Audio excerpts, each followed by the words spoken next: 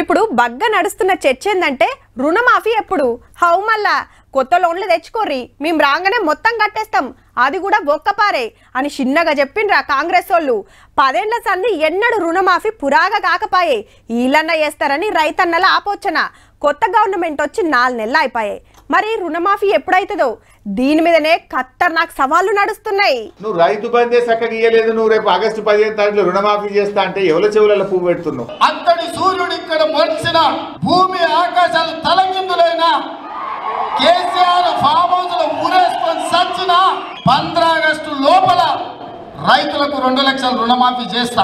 ఏకకాలములో August 15వ తేదీ నాడు ఈ 39,000 కోట్ల రుణమాఫీ నువ్వు చేయకపోతే నీ పదవికి రాజీనామా చేయడానికి నువ్వు సిద్ధంగా ఉన్నావా? నేను రుణమాఫీ చేస్తే నీ పార్టీని నువ్వు రద్దు చేసుకుంటావా?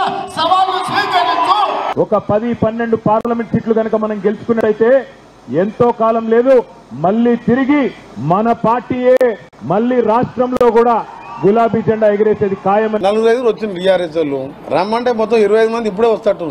వద్దురా బాబు మాకేమొద్దు, ఇప్పుడు నేను ఒక్కనే అనుకుంటే 20 మంది ఎమ్మెల్యేలు వస్తారు రేపు పొద్దున.